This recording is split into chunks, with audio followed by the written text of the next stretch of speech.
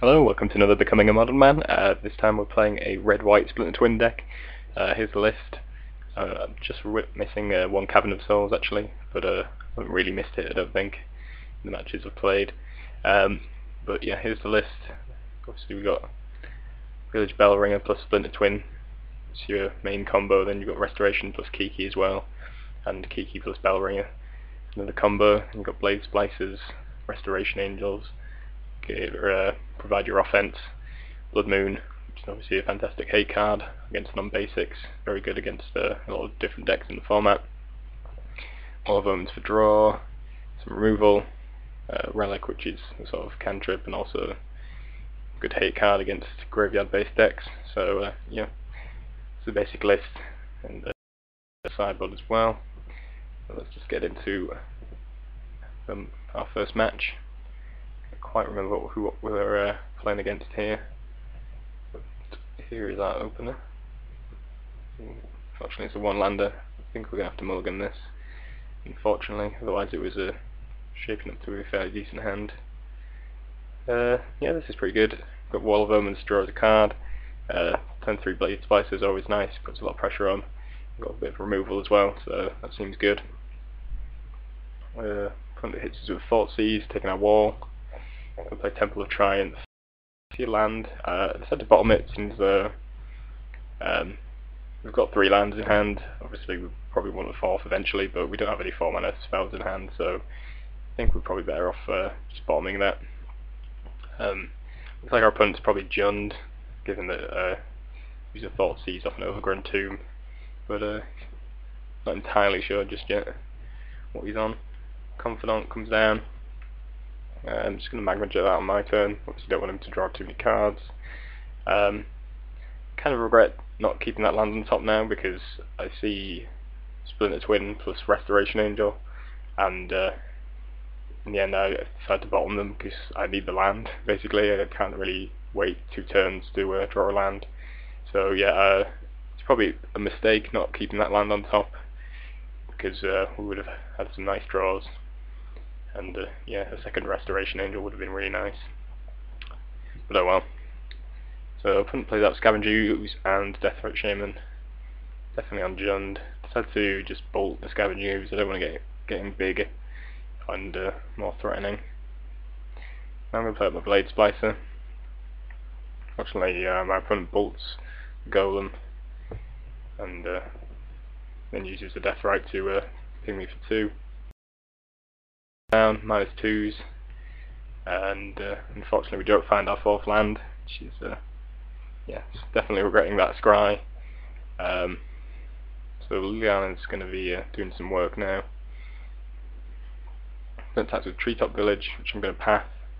I could have passed the Deathrite instead. I'm not sure what thing to do was there. It might have been better just to pass the Deathrite, but taking 3 for a considerable amount of time would not be good for us. And equally, even once we've got Restoration Angel in, we probably don't want to throw it in, because if he's smart he would attack first and then see what happens, because then he'd be able to -2 on Liliana, kill the Angel. So, I don't know. Difficult situation, to be quite honest. I end up having to discard a Restoration Angel, which is really annoying, but there's not much we could have done about that. And we definitely need to play our land out, so I can drop the Restoration Angel. He's got a massive Goyf now, which obviously doesn't bode well for us. We're going to be able to kill Liliana, but we're going to be able to end up taking a lot of damage this turn. He has a Hunt Master to follow up as well. So yeah, really it all went bad after scrying away that land.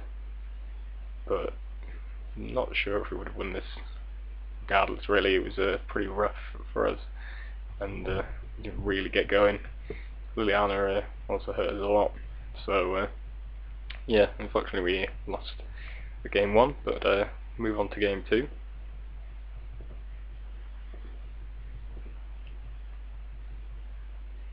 Yeah, our opener. Alright, here's our opener. Got Path, a Bellringer, Splinter Twin, so there's a combo right there.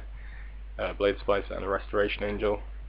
Temple of Triumph's obviously a bit slow, and I've probably mentioned in the article, this is one of the annoying things about the deck is that it doesn't really do anything until turn 3, so I've not really got anything to do.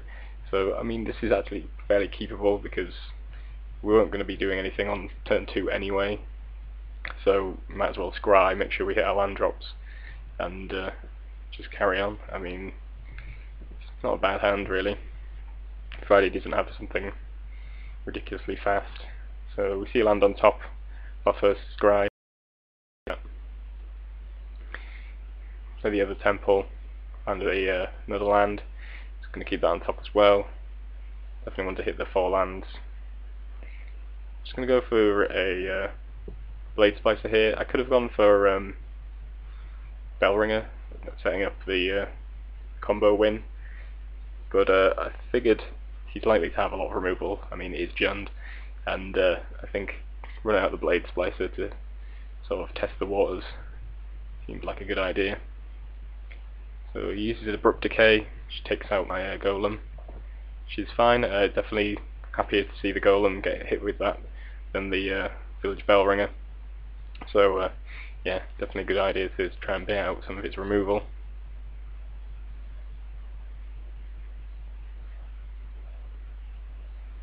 So he activates Treetop, it attacks. I'm just going to play the Restoration Angel since there's a lot of good value. I mean, he's only going to be able to remove one of these creatures, so he either gets rid of the Blade Splicer or the Angel. Either way, he's going to lose that village, Treetop village. Decides to terminate the Angel. I blink the Blade Splicer, block with the Golem, take out the Treetop village. So I'm fairly happy with how that went down. I'm also going to be able to get in for 4 here, which is really nice. And we start the combo in sort of reserve, as it were, if he ever happens to tap out. So he goes for double bolt there, which is fine by me. Again, using up his removal. So I'm going to drop Bellringer here. I questioned whether I should get rid of the Deathrite on this one. I can pass the Deathrite, and then that kind of limits the possible removal spells he has for the Village Bellringer, because obviously I want to go for the combo. I decided against it because it seems though I didn't think it played around all that much, but as it turns out, it was an error, as he reveals that he has Terminate. Yeah, I should have got rid of the Deathrite. I did think about it, and in the end I didn't, but yeah, regrettable move because it left me in a fairly bad situation. Because now it's basically top deck mode, and his top decks are considerably better than mine in general. Acquisition's getting rid of my path. That's a Liliana. +1's it. Have to discard the Pyroclasm. I draw my second bolt, which means I can actually kill off the Liliana, fortunately, but it's not an ideal situation to be in.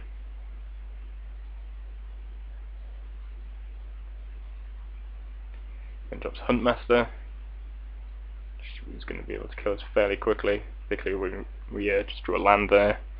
So it's going to flip, it's going to hit us for 2, and then we'll take 8 all told in that turn. Kind of path for the Huntmaster, but he draws a Treetop Village. Get rid of the Wolf with the Pyroclasm, but again, he's got Treetop Village and the Scavenging Ooze to follow up. So yeah, he's definitely top decking better than we we are. But I think that was always going to be the way. So yeah, unfortunately we lose that one. Had we passed the Deathrite, I'm fairly sure he wouldn't have had an answer to the combo, so we did kind of punt that. But yeah, it's a little mistake that ended up costing us the game there. And yeah, top decking against Jund is not really a situation this deck really wants to be in. But yeah, good match all the same.